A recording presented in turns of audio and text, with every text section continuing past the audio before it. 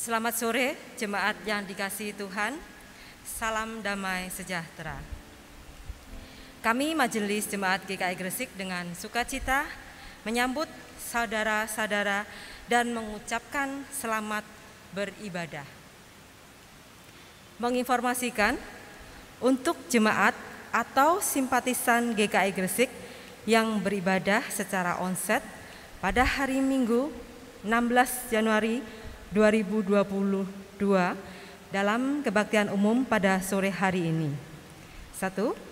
Bila ibadah telah selesai, menghimbau agar tetap physical dan social distancing, yang tidak ada kepentingan khusus bisa langsung pulang. Kedua, bila jemaat atau simpatisan menghendaki pelayanan yang bersifat administratif, baik atestasi masuk, keluar, atau perubahan data kelahiran, peneguhan pernikahan, dan lain-lain, bisa menghubungi penatua yang bertugas atau menghubungi di Sekretariatan GKI Gresik. Jemaat yang dikasihi Tuhan, ada beberapa warta berkaitan dengan kegiatan yang akan datang. Perlu kami informasikan untuk mengingatkan kembali sebagai berikut.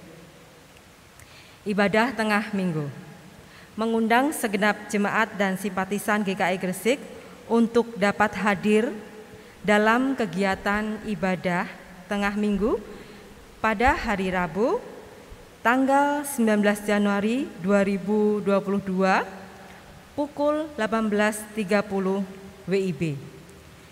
Dilaksanakan secara onsite atau tatap muka dan online melalui Zoom meeting dengan tema Tahun Baru Penuh Antusias. Bacaan terambil nanti dari Efesus 1 ayat yang ketiga hingga 14. Pelayan firman Tuhan akan dilayani oleh Pendeta Gideon, liturgos oleh Penatua Faruna Elusia, doa syafaat oleh Penatua Martinus Sugiyanto. Kemudian warta selanjutnya, Persekutuan Pemuda dan Remaja mengundang segenap pemuda dan remaja GKI Gresik untuk dapat hadir dalam kegiatan Persekutuan Pemuda dan Remaja pada Sabtu 22 Januari 2022 pada pukul 18.30 WIB dan akan dilaksanakan secara onsite, tatap muka, dan online melalui Zoom meeting yang dilayani oleh Pendeta Vo Era Gea. Pembekalan siswa kelas 10, 11, dan 12, yaitu setingkat SMA atau SMK, mengundang segenap siswa dan orang tua siswa kelas 10, 11, dan 12, SMA atau SMK, serta pengurus komisi pendidikan untuk menghadiri kegiatan pembekalan siswa kelas 10, 11, dan 12, dan orang tua dalam memilih jurusan pada jenjang perguruan tinggi yang akan dilaksanakan pada hari Minggu 23 Januari 2022 pukul 17.00. Pembicara oleh Dr.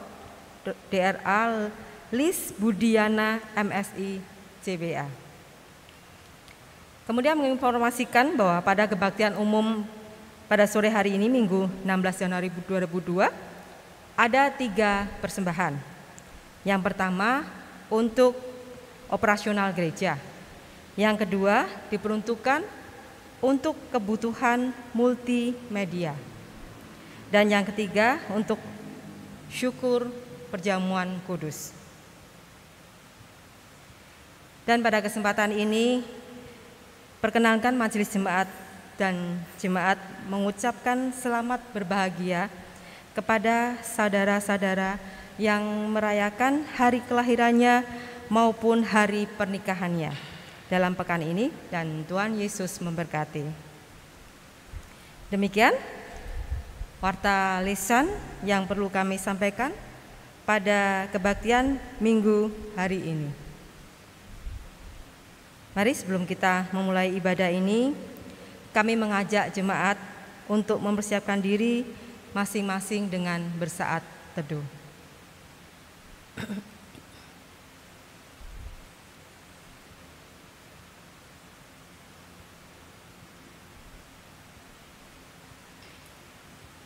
Jemaat yang kasih dalam Tuhan Yesus Kristus, dengan sikap berdiri, marilah kita mulai ibadah kebaktian umum pada hari ini dengan menyanyikan pujian dari PKJ 4, bait pertama, kedua. Angkatlah hatimu pada Tuhan.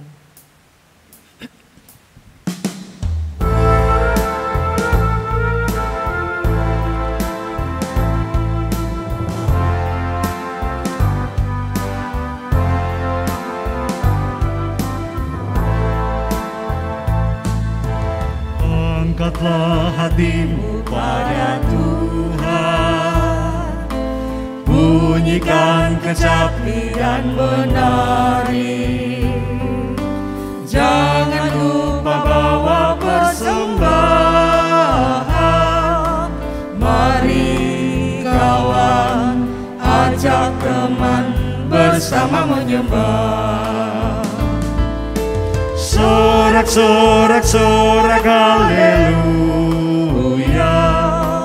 Mari, mari nyanyilah. Pujilah Tuhan yang Maha Kudus. Mari kawan, ajak teman, bernyanyilah terus.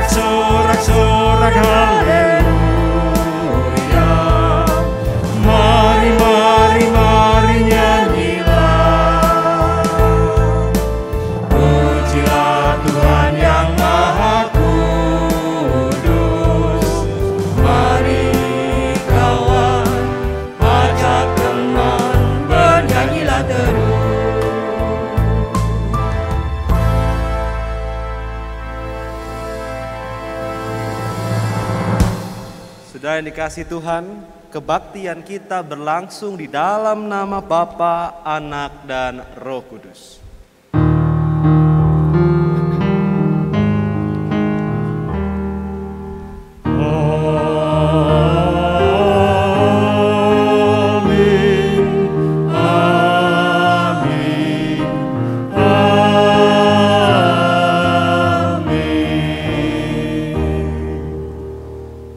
Kasih karunia dan damai sejahtera dari Allah Bapa kita dan dari Tuhan Yesus Kristus serta persekutuan dengan Roh Kudus menyertai saudara sekalian. Dan menyertai saudara juga.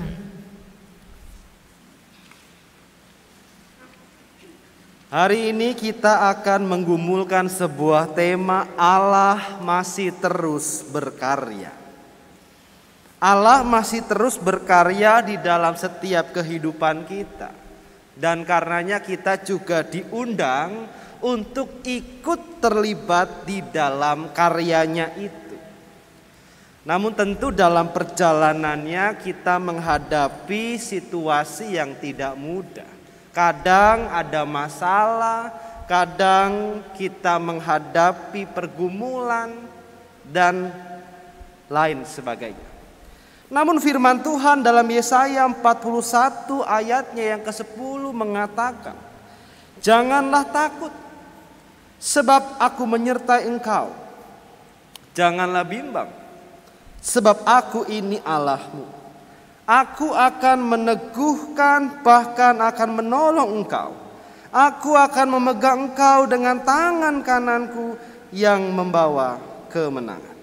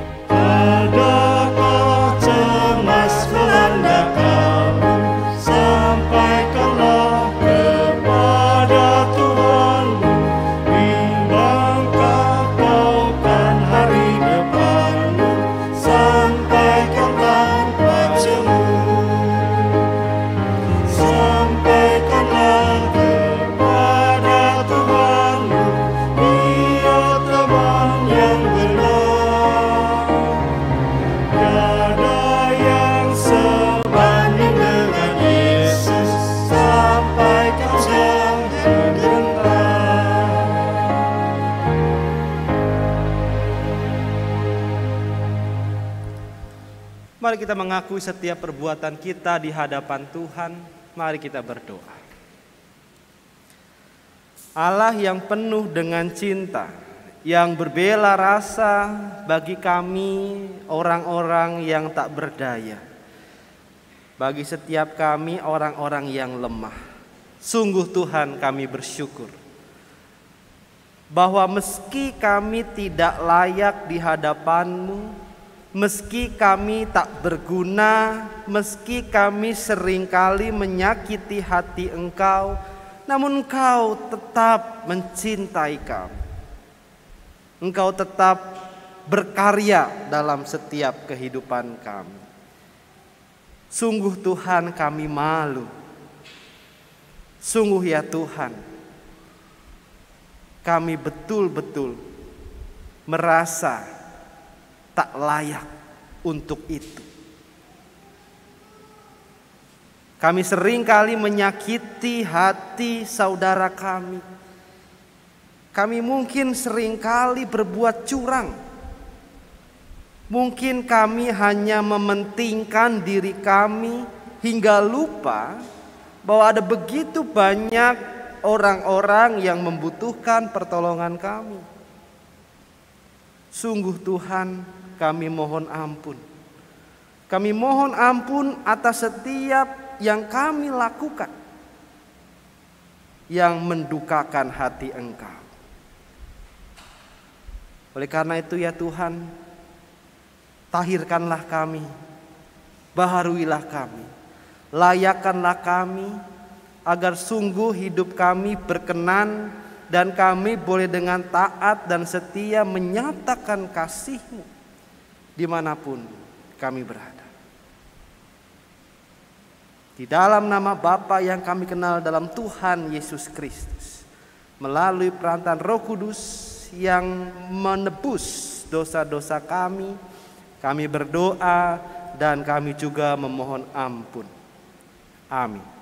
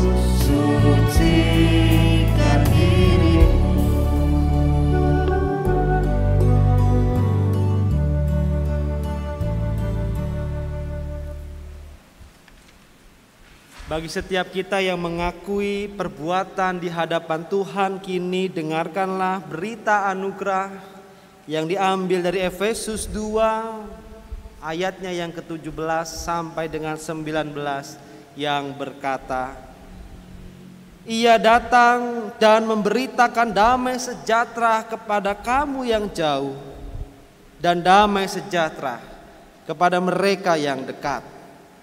Karena oleh Dia kita kedua pihak dalam satu roh beroleh jalan masuk kepada Bapa. Demikianlah kamu bukan lagi orang asing dan pendatang, melainkan kawan sewarga dari orang-orang kudus dan anggota-anggota keluarga Allah. Demikianlah berita anugerah dari Tuhan. Syukur kepada Tuhan. Damai Tuhan besertamu.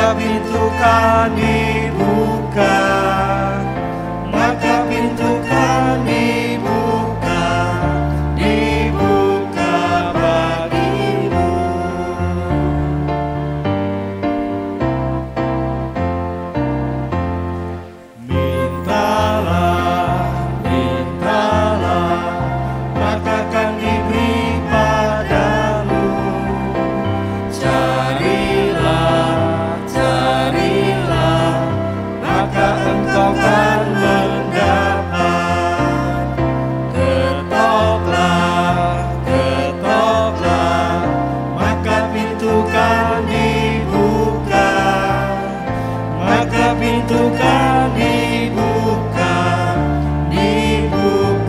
bagimu.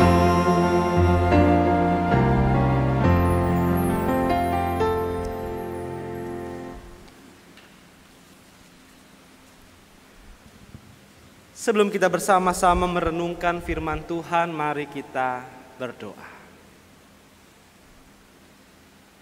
Ya Allah, Sang Firman yang hidup, sungguh Tuhan kami bersyukur bahwa kami diberi kesempatan untuk boleh bersama-sama bersekutu, baik yang ada di gedung gereja ini maupun yang ada di rumah masing-masing.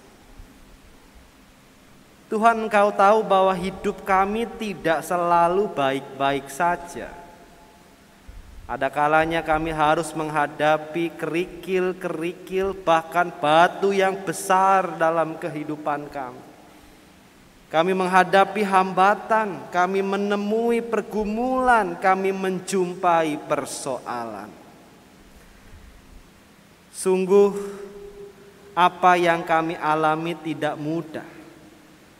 Sehingga mungkin ada di antara kami yang tidak kuat menjalaninya. Namun kami percaya Tuhan, bahwa melalui ibadah ini, melalui persekutuan ini, melalui pemberitaan sabda-Mu, kami dikuatkan, kami dimampukan untuk melewati hari-hari kami dengan tetap berpengharapan, dengan tetap setia hanya kepada-Mu. Oleh karena itu ya Tuhan, berkati hati dan pikiran kami. Berkati supaya apa yang boleh kami dengar, apa yang boleh kami gumulkan, boleh kami lakukan juga dalam kehidupan kami. Firman-Mu boleh menjadi gaya hidup kami. Berkati ya Tuhan. Bersabdalah kepada kami, sebab kami senantiasa rindu untuk mendengarkan dan melakukannya. Di dalam nama Bapa yang kami kenal dalam Tuhan Yesus Kristus, melalui perantaraan Roh Kudus yang adalah firman yang hidup, kami berdoa dan kami juga memohon. Amin. Saudara yang dikasihi Tuhan, firman Tuhan pada hari ini diambil dari Injil menurut Injil Yohanes, pasalnya yang kedua, ayatnya yang pertama sampai dengan ayatnya yang ke-11. Yohanes pasalnya yang kedua, ayatnya yang pertama sampai dengan ayatnya yang ke-11.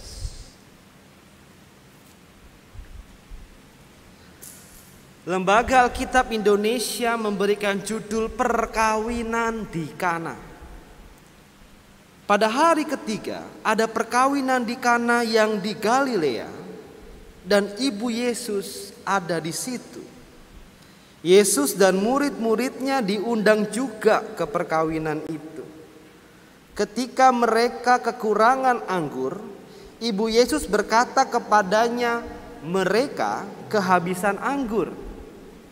Kata Yesus kepadanya, mau apakah engkau daripadaku, ibu? Saatku belum tiba. Tetapi ibu Yesus berkata kepada pelayan-pelayan, apa yang dikatakan kepadamu, buatlah itu. Di situ ada 6 tempayan yang disediakan untuk pembasuhan menurut adat orang Yahudi. Masing-masing isinya 2-3 buyung. Yesus berkata kepada pelayan-pelayan itu, isilah tempayan-tempayan itu penuh dengan air. Dan mereka pun mengisinya sampai penuh. Lalu kata Yesus kepada mereka, sekarang cedoklah dan bawalah kepada pemimpin pesta. Lalu mereka pun membawanya. Setelah pemimpin pesta itu mengecap air yang telah menjadi anggur itu, dan ia tidak tahu dari mana datangnya, tetapi pelayan-pelayan yang mencedokkan air itu mengetahuinya, ia memanggil mempelai laki-laki dan berkata kepadanya, "Setiap orang menghidangkan anggur yang baik dahulu, dan sesudah orang puas minum, barulah yang kurang baik. Akan tetapi engkau menyimpan anggur yang baik sampai sekarang." Hal itu dibuat Yesus di Kana yang di Galilea sebagai yang pertama dari tanda-tandanya, dan dengan itu ia telah menyatakan kemuliaannya, dan murid-muridnya percaya kepadanya. Demikianlah firman Tuhan. Yang berbahagia adalah kita yang mendengarkan, yang melakukan, dan yang memeliharanya dalam kehidupan hari lepas hari. Haleluya.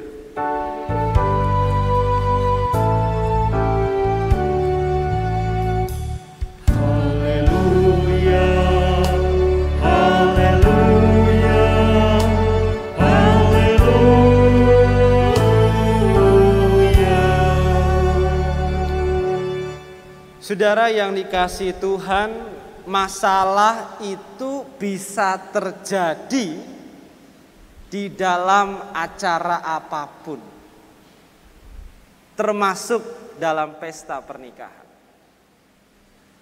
Masalah yang kerap muncul dalam acara pernikahan itu tidak sedikit, mulai dari hal-hal yang sepele sampai hal-hal yang fatal.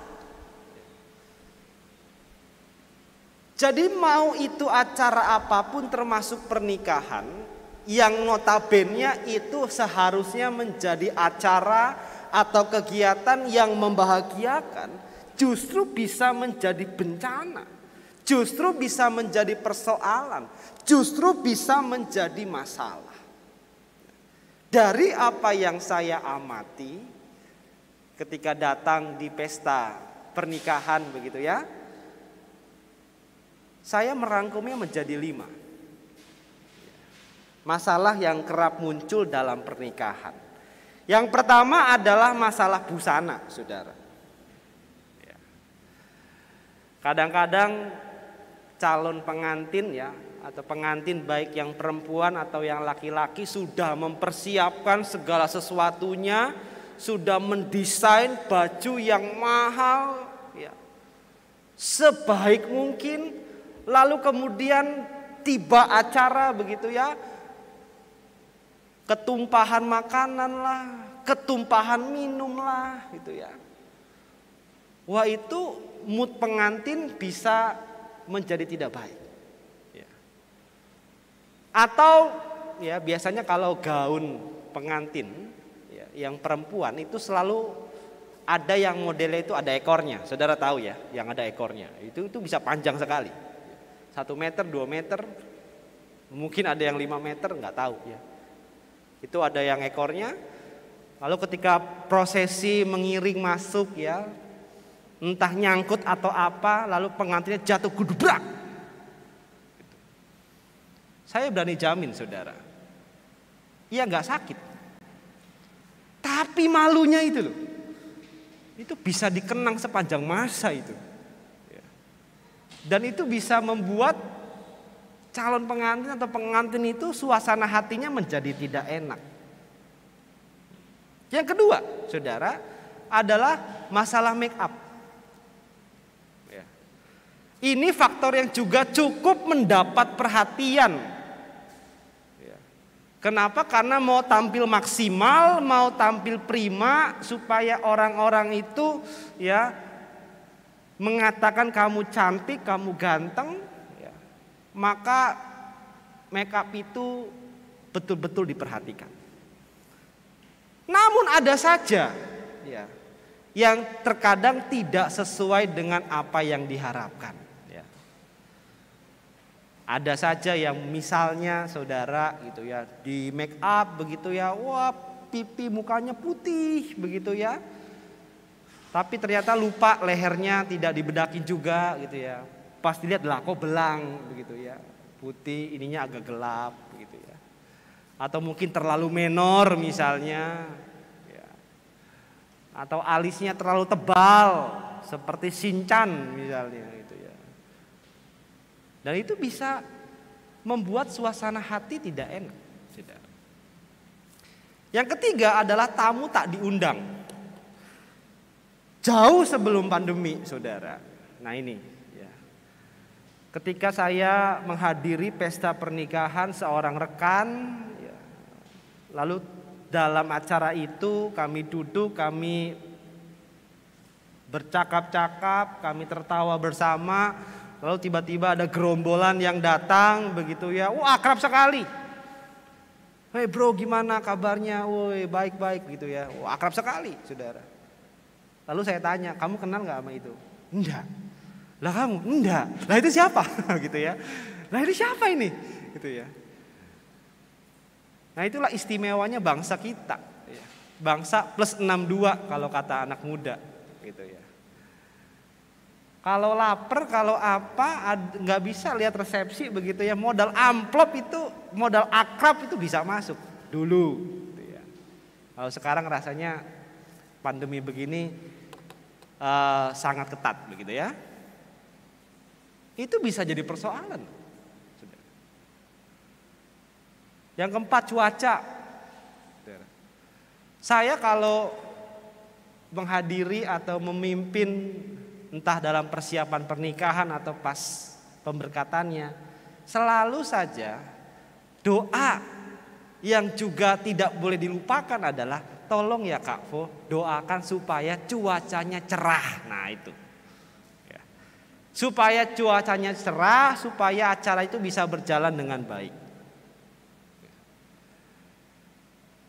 Makanya kadang-kadang ada tuh ya pawang hujan. Sudah tahu pawang hujan? Sampai sekarang itu misteri loh dalam kehidupan saya. Betul nggak sih ini pawang hujan punya kuasa seperti itu gitu ya? Tapi orang-orang ya ada aja gitu yang melakukan, ada aja ya orang yang menyewa mereka gitu. Kadang-kadang acara sudah dipersiapkan dengan baik, tiba-tiba cuaca menjadi gelap lalu hujan begitu ya. Wah itu kalau misalnya acaranya itu di tempat yang tanah begitu ya, alasnya itu bukan aspal atau bukan yang indoor begitu ya, tapi yang outdoor, nah itu bisa jadi persoalan. Pernah saya datang ke acara pernikahan begitu ya, outdoor, hujan, habis hujan itu becek sekali, saya jadi nambah tinggi tuh. Kenapa? Karena sepatu saya itu nambah 3 cm tanah, tebel, saudara. Jadi saya merasa tinggi pada waktu itu, ya, tapi itu karena becek. Ya. Bahkan ada yang kalau saudara lihat di Google gitu ya, acara pernikahan ada yang sampai banjir loh, saudara. Bayangin loh. Ya. Saudara bayangkan dalam acara pernikahan gitu ya, sudah mempersiapkan segala sesuatunya. Ya, besok sudah hari H, malamnya hujan lebat, banjir bandang begitu ya. Wah itu suasana acara ya itu bisa berantakan. Dan yang terakhir adalah masalah hidangan.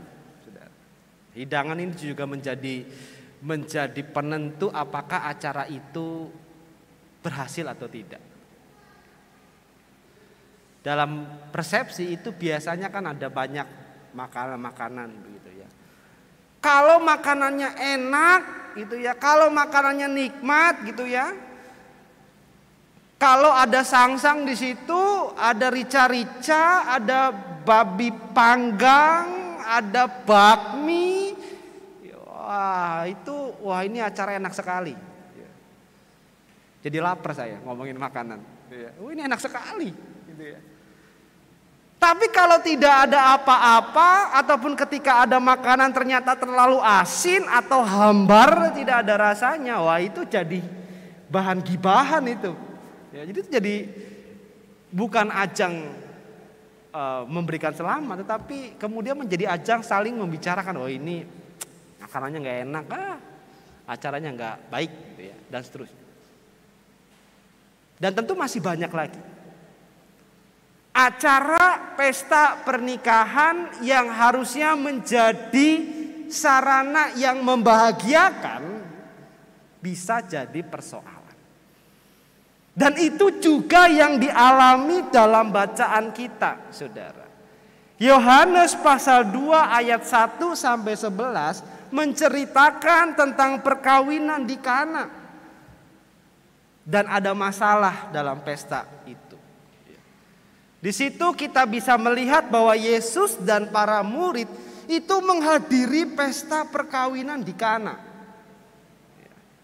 Jadi Yesus datang begitu ya. Lalu di situ juga ada ibunya Yesus.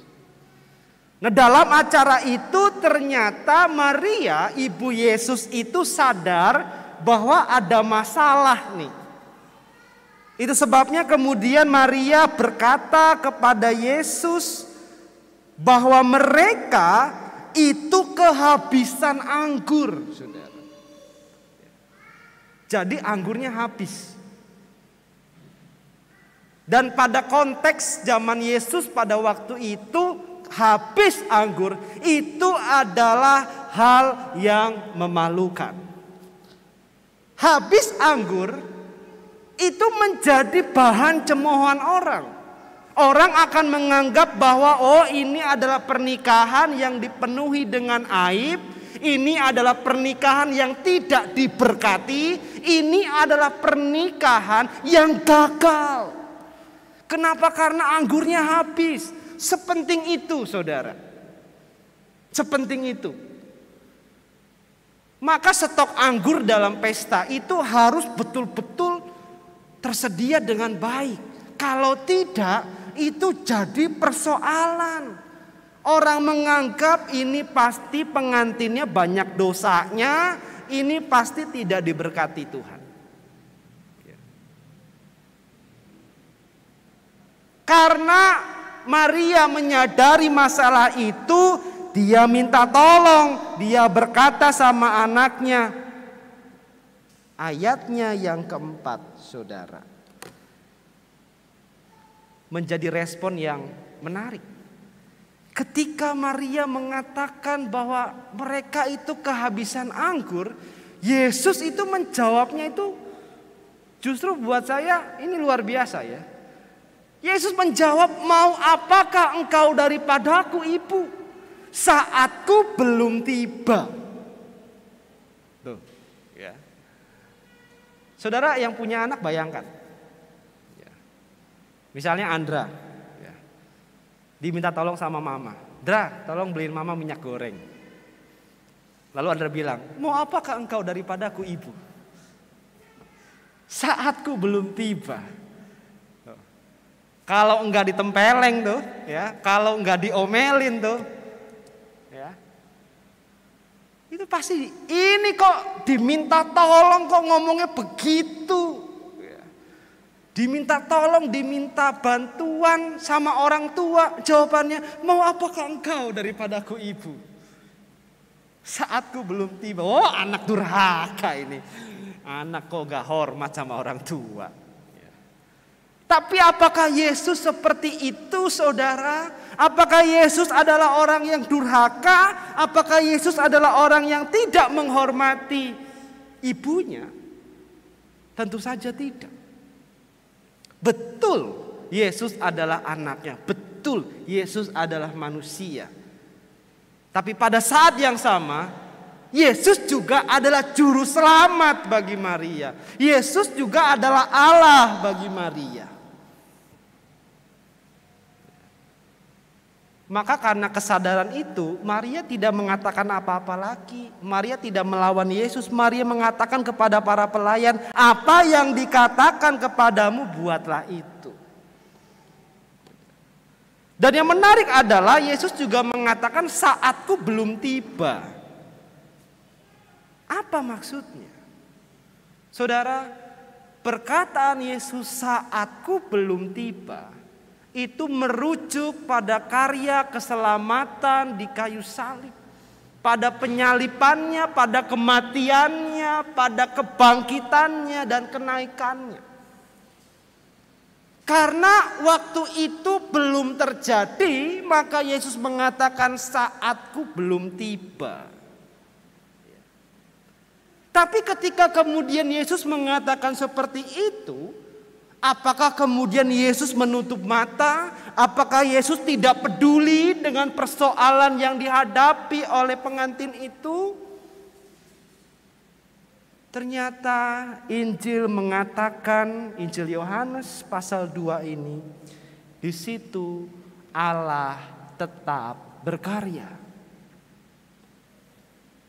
Yesus meminta agar para pelayan mengisi tempayan-tempayan itu dengan air, lalu mencedoknya dan membawanya kepada pemimpin pesta. Kalau saudara memposisikan diri sebagai pelayan, hidup saudara sedang dipertaruhkan pada waktu itu. Kenapa? Karena yang diminta adalah anggur, begitu ya. Dan para pelayan itu tahu bahwa yang diisi itu bukan air anggur tapi air biasa, lalu mencedoknya dan membawanya kepada pemimpin pesta. Hidupnya sedang dipertaruhkan pada waktu itu. Tetapi pelayan itu tetap melakukannya. Tetapi pelayan itu percaya. Mereka tetap melakukannya. Apa yang terjadi? Yang terjadi adalah kemudian air itu menjadi anggur. Pemimpin pesta memuji, mempelai laki-laki mengatakan bahwa setiap orang itu menghidangkan anggur yang baik dahulu, dan sesudah orang puas minum barulah yang kurang baik. Akan tetapi engkau menyimpan anggur yang baik sampai sekarang. Biasanya orang itu ngasih yang baik di awal, biar pada puas dulu. Kalau sudah puas, ya sudah kenyang, maka yang kurang-kurang baik itu dikeluarkan. Tetapi dari awal, pertengahan sampai pada akhirnya, anggurnya tetap baik, saudara. Bagaimana terjadinya? Tidak ada yang tahu. Bahwa para pelayan itu hanya melakukan apa yang dikatakan oleh Yesus, dan itu terjadi. Maka apa yang kemudian terjadi itu di ayat ke-11 dikatakan itu adalah tanda yang pertama, saudara. Tanda. Itu adalah tanda. Nah, fungsi tanda itu apa, saudara? Kalau saudara melihat ini, fungsinya apa? Kalau saudara melihat tanda parkir gitu ya, tanda belok kiri, belok kanan, lalu kemudian putaran begitu, apa fungsi itu? Apa fungsi tanda itu? Tentu untuk mengarahkan, tentu untuk membuat kita menjadi teratur, tentu itu membuat kita menjadi tertib. Sehingga apa? Sehingga kita tidak terpaku kepada tanda tersebut. Melainkan apa? Melainkan kepada apa yang ditunjukkannya.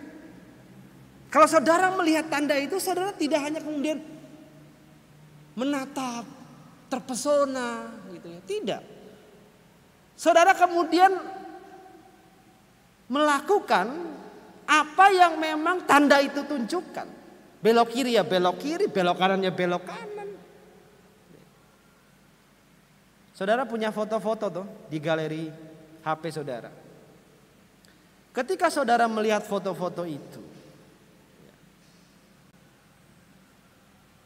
apakah saudara cinta sama foto itu atau peristiwa yang terjadi dalam foto itu? Saudara melihat foto saudara bersama dengan istri atau suami di pengkolan begitu ya.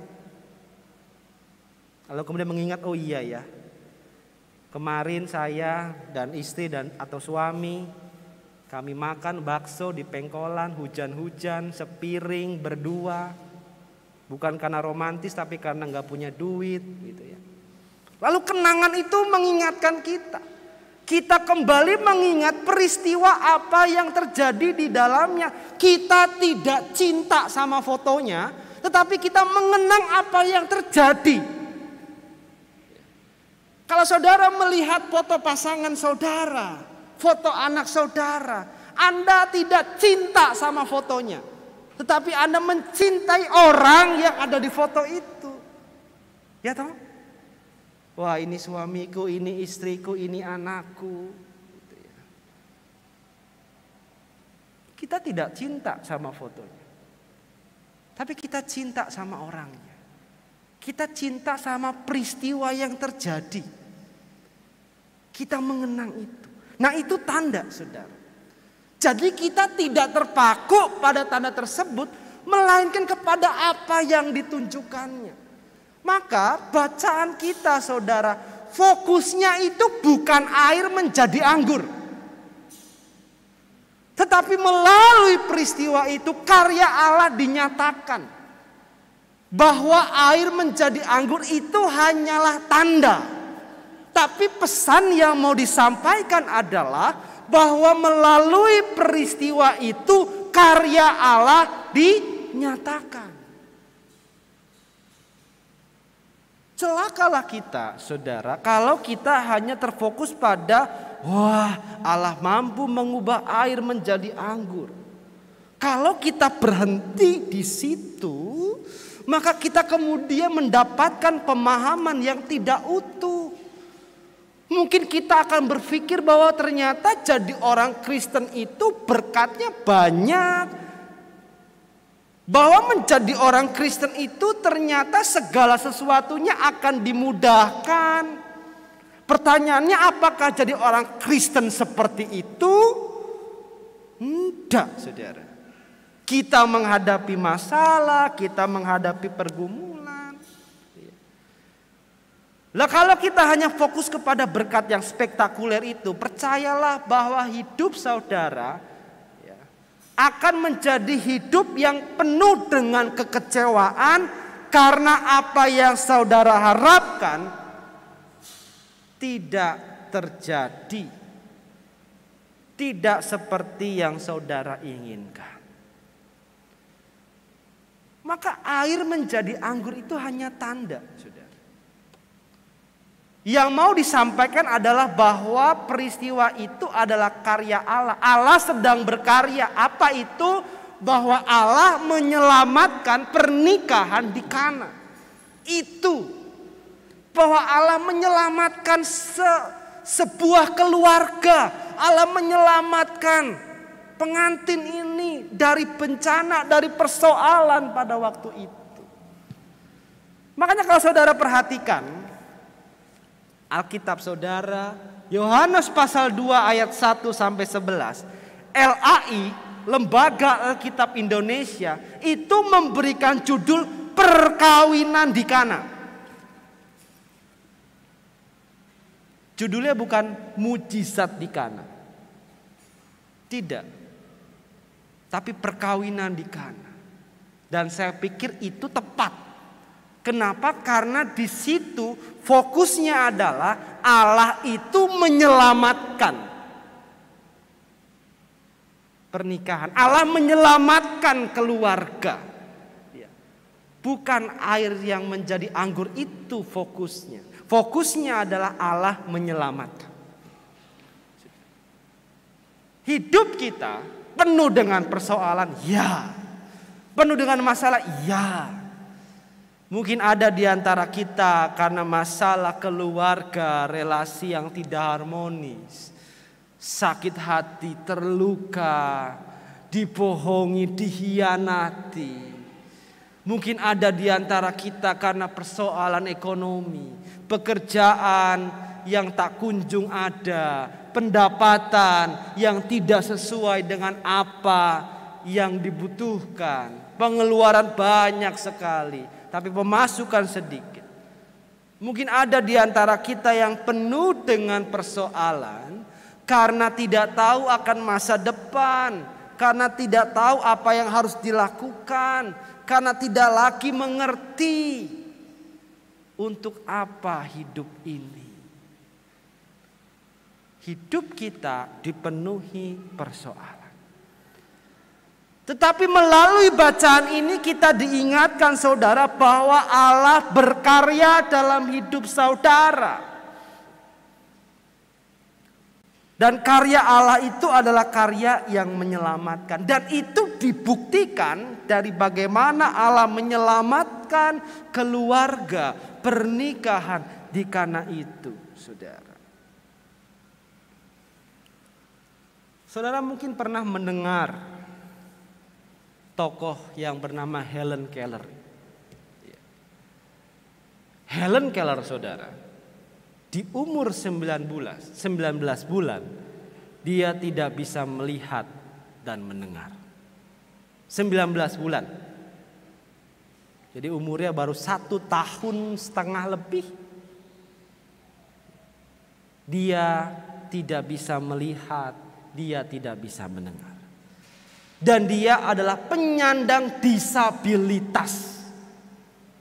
Saudara, kalau hidup tidak bisa mendengar, apalagi kemudian tidak bisa melihat, persoalan enggak? Persoalan. Tidak mudah hidup dalam situasi yang seperti itu. Tidak mudah, saudara.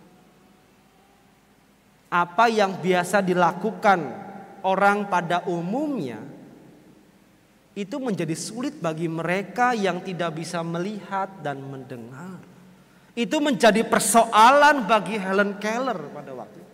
Tetapi apa yang terjadi adalah bahwa dia tetap berkarya, dia tetap dipakai Tuhan untuk menjadi berkat. Dia mengikuti sekolah, dia masuk universitas, dia lulus dengan cum laude, dia menuliskan kehidupannya dalam karya-karyanya, dan itu menjadi kekuatan bagi mereka yang juga mengalami pergumulan yang sama.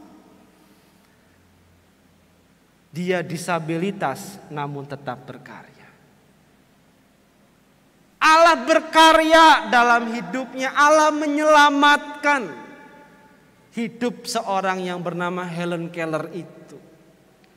Dan di tengah-tengah situasi yang tidak mudah itu, dia pernah mengatakan dalam salah satu bukunya, tempat hal yang perlu dipelajari dalam hidup: berpikir tenang, mencintai dengan tulus, melakukan setiap perbuatan dengan niat yang mulia, mempercayai Tuhan tanpa keraguan. Ini orang yang ngomong adalah orang yang buta, orang yang tidak bisa mendengar, tapi dia mampu merefleksikan hidupnya. Dia berpikir tenang, dia mencintai dengan tulus, melakukan perbuatan dengan niat yang mulia, dan dia percaya, saudara, bahwa Tuhan berkarya dalam hidupnya. Dia percaya pada Tuhan tanpa keraguan. Helen Keller, saudara. Maka saya percaya kalau Allah mampu menyelamatkan keluarga pernikahan di Kana itu, Allah mampu menyelamatkan hidup Helen Keller, saya percaya Allah juga mampu menyelamatkan hidup saudara dan saya. Maka apapun yang kita gumulkan sekarang, saudara, jangan kehilangan pengharapan itu. Jangan kehilangan keyakinan bahwa Allah tetap bekerja dalam hidup saudara. Allah tetap berkarya. Allah tetap menyelamatkan hidup kita. Buktinya apa? Hari ini kita merayakan perjamuan kudus. Perjamuan kudus, saudara, itu hanya tanda. Pada anggur atau pada roti itu tidak mengandung kuasa apa-apa. Itu hanya tanda. Yang mau dinyatakan dalam perjamuan kudus adalah bahwa hidup saudara dan saya, kita diselamatkan. Kita yang tidak layak menjadi layak, kita yang hina menjadi mulia di hadapan Tuhan. Maka ketika kita meminum cawan itu, memakan roti itu, hiduplah sebagai orang-orang yang telah diselamatkan. Jadi perjamuan kudus itu kemudian mengingatkan kita, hidupmu telah diselamatkan sama Tuhan. Hidupmu sudah ditebus dari dosa-dosa. Maka hiduplah dalam kasih setia itu. Berkaryalah bersama Allah. Cintailah dengan tulus. Lakukanlah setiap perbuatan dengan niat yang mulia. Karena hidup kita sudah diselamatkan oleh Tuhan. Itu makna perjamuan kudus. Jadi itu hanya tanda. Tapi makna di situ kita dipanggil dan diundang. Karena hidup kita diselamatkan, maka jadilah berkat buat sesama kita. Tuhan memampukan kita. Tuhan memberkati kita semua. Amin.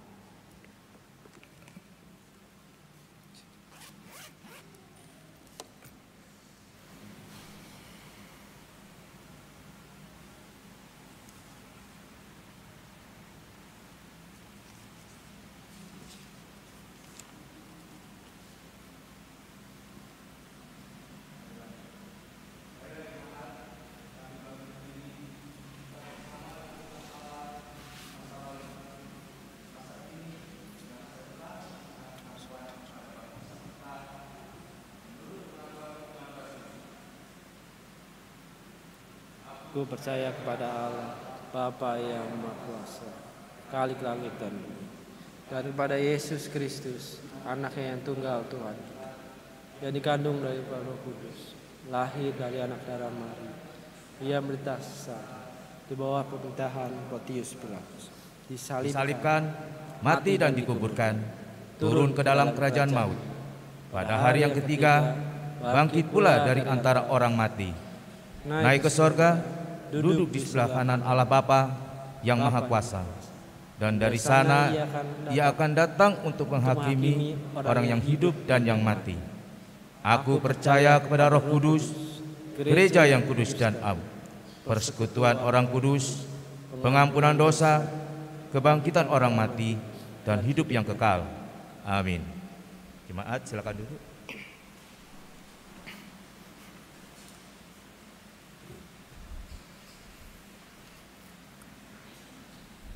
Mari kita menaikkan syafaat kita, mari kita berdoa. Ya Allah yang senantiasa berkarya dalam kehidupan kami, sungguh Tuhan kami bersyukur bahwa Engkau telah menyelamatkan kami dari dosa-dosa. Engkau senantiasa berkarya mendatangkan kebaikan. Maka biarlah kami juga hidup sebagaimana yang Tuhan inginkan. Kami tetap mencintai, mengasihi sesama kami dengan tulus. Kami melakukan setiap perbuatan kami dengan niat yang mulia, dengan yang terbaik. Dan kami mempercayakan hidup kami seutuhnya ke dalam tangan pengasihan Tuhan. Berkati kami ya Tuhan. Mampukan kami agar kami senantiasa meyakinkan dan juga melakukan apa yang Tuhan sampaikan dalam kehidupan kami.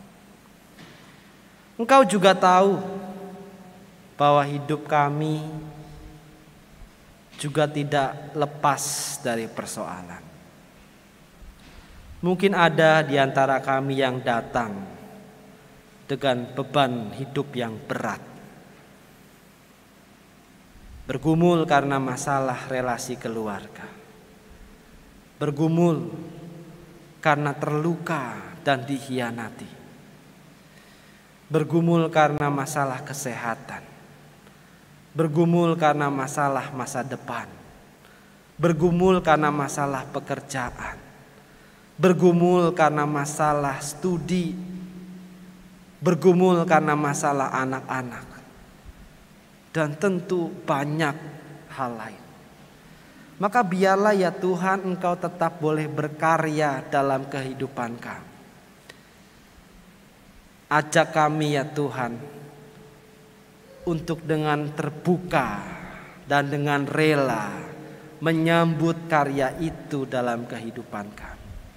Kiranya kami dipanggil dan diundang untuk terlibat, agar ketika kami ada masalah dalam kehidupan kami tetap percaya, kami tetap bertahan, kami tetap setia. Sebab Engkau bersama dengan kami, sebab Engkau berkarya dalam kehidupan kami. Secara khusus ya Tuhan, kami berdoa bagi Bapak Billy Benamen, bagi saudara Yusak Sinaga, dan tentu bagi saudara-saudari kami yang lain yang juga berjuang untuk boleh pulih dari sakit penyakitnya. Tuhan, kuatkan, berikan mereka semangat. Biarlah mereka boleh mengecap karyamu, mengecap kebaikanmu, sehingga dalam situasi yang tidak mudah ini mereka tetap berpengharapan. Kami juga berdoa ya Tuhan untuk gerejamu di tempat ini. Engkau tahu bahwa kami juga bergumul. Engkau tahu kerinduan kami adalah agar renovasi ini boleh cepat selesai, boleh rampung. Namun kami menyadari bahwa masih ada kurang di sana di sini. Kami tidak cukup uang ya Tuhan. Karena itu biarlah Engkau berkati agar setiap kami mampu memberikan yang terbaik dalam dukungan dana maupun doa. Berkati teman-teman Pokja, berkati teman-teman pengawas, berkati kami sebagai majelis jemaat, agar koordinasi kami berjalan dengan baik, agar kami dapat mewujudkan kerinduan kami seturut dengan apa yang Tuhan kehendaki. Berkati juga ya Tuhan keluarga Pendeta Gideon. Engkau tahu hamba-Mu ini, kiranya Engkau pelihara, Engkau pakai ia dan keluarga untuk menyatakan kemuliaan-Mu, untuk menyatakan kasih-Mu kepada setiap kami, bahkan terhadap setiap orang yang ada, yang dijumpai oleh mereka. Kami juga berdoa untuk rekan-rekan penatua dan keluarga.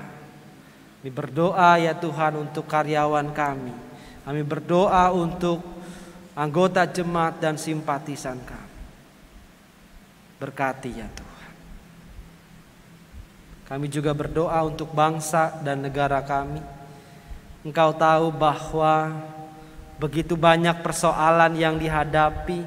Bahkan sampai sekarang kami masih saja berhadapan dengan pandemi COVID-19 yang sudah bermutasi dengan berbagai macam varian. Kau juga tahu bahwa di beberapa titik sudah mengalami peningkatan. Karena itu biarlah ya Tuhan Engkau ingatkan kami agar kami tidak sembrono, agar kami tidak mengandalkan diri kami, agar kami boleh tetap setia dalam menjalankan protokol kesehatan. Berkati juga para pemimpin kami, berikan mereka hikmat, berikan mereka kebijaksanaan. Maka biarlah damai sejahtera-Mu boleh senantiasa kami rasakan, boleh kami tebarkan dalam kehidupan berbangsa dan negara kami. Terima kasih ya Tuhan. Inilah ungkapan syukur juga permohonan kami. Kiranya kehendak Tuhan yang jadi dan bukan kehendak kami. Di dalam nama Bapa yang kami kenal dalam Tuhan Yesus Kristus, melalui perantaraan Roh Kudus kami berdoa dan kami juga mengucap syukur. Amin.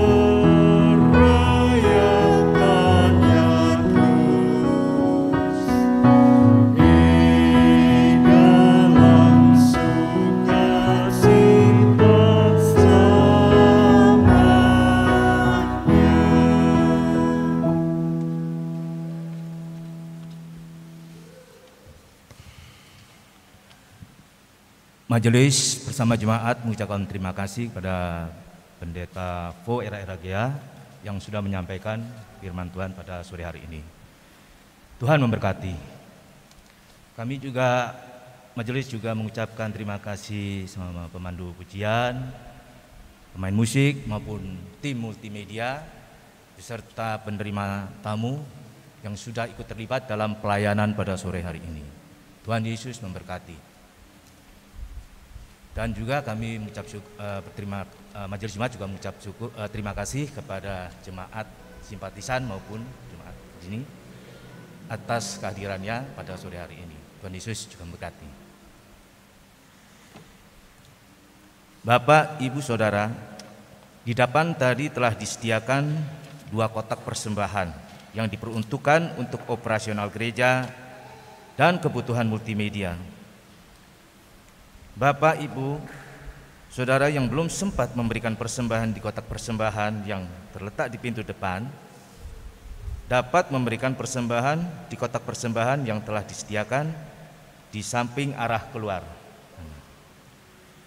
Di depan kursi juga disediakan persembahan dalam bentuk QR code yang diperuntukkan untuk operasional gereja.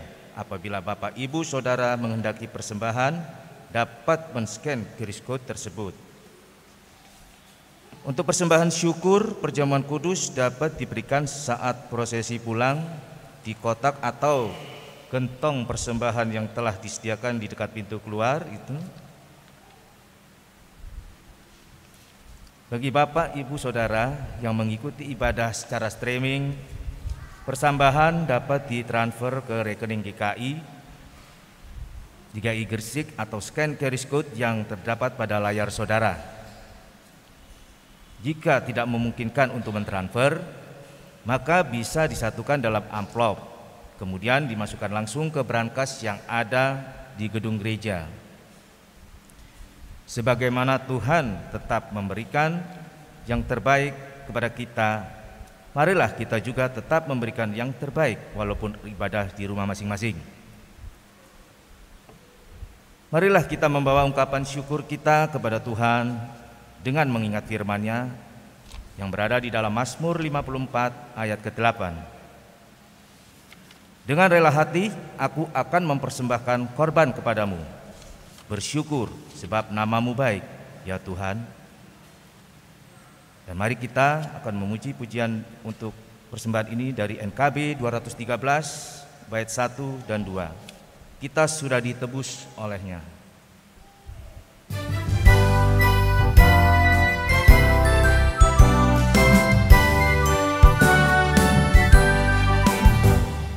Kita sudah ditebus oleh-Nya, inilah yang dilamu karisma, maju terus dan kibarkan panjinya sanjung rajamu. Mari bawa padanya segenap talentamu, serta hidup mengikuti firman-Nya. Taat dan setialah walau sukar jalanmu, hidup kudus agar kasih-Nya pun nyatalah. Mari sambil bangkit berdiri, jemaat. Kita akan menyanyikan lagi yang bait kedua.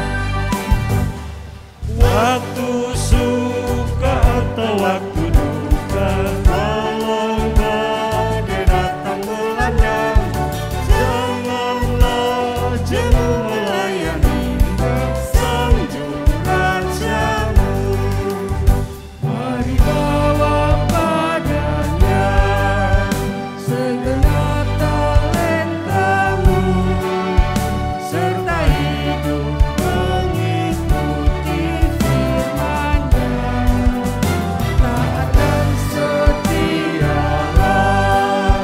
walau sukar jalanmu,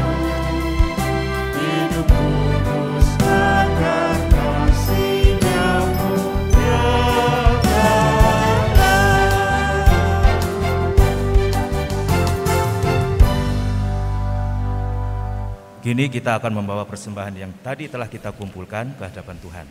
Mari kita berdoa.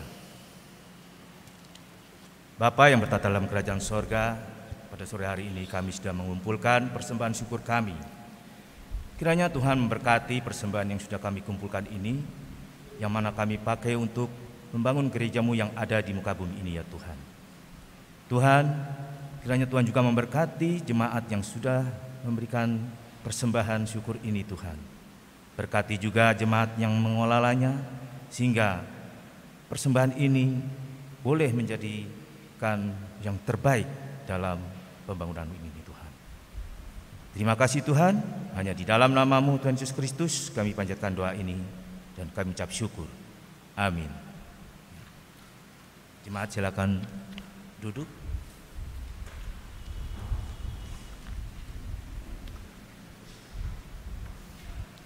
Kita akan memasuki persiapan perjamuan kudus. Jalan hidup tak selalu tanpa kabut yang pekat, namun kasih Tuhan nyata pada waktu yang tepat. Mungkin langit tak terlihat oleh awan yang tebal, di atasnya lah membusur langit kasih yang kekal. Habis hujan tanpa pelangi, bagai janji yang teguh, di balik duka menanti langit kasih Tuhanku.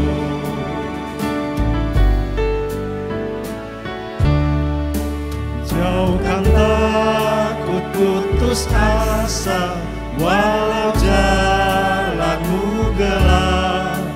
Perteguh kepercayaan dan langkahmu bertegak. Tuhan itu ada kasih, itulah penghiburmu. Di atas duka bercahaya, langit kasih Tuhanmu. Habis hujan tanpa pelangi, bagai janji yang teguh, di balik duka menanti langit kasih Tuhanmu.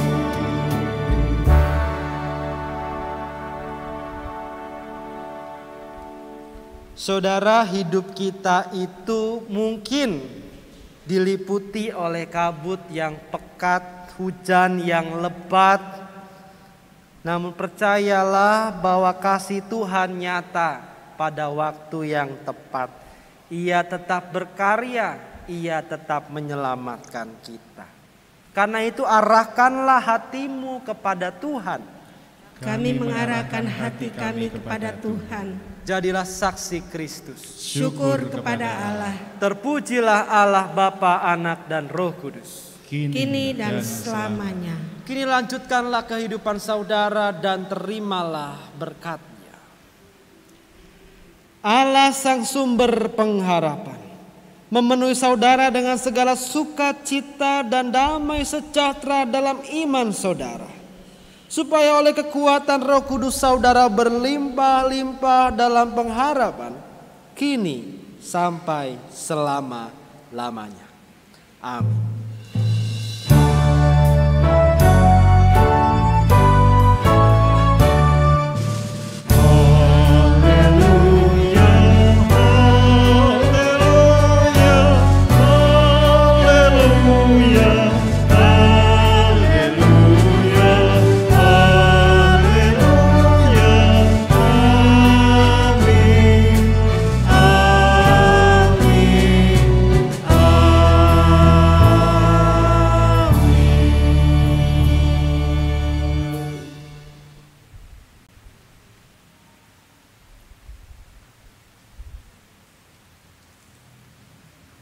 Saudara, selamat hari Minggu, tetap patuhi protokol kesehatan, Tuhan memberkati kita.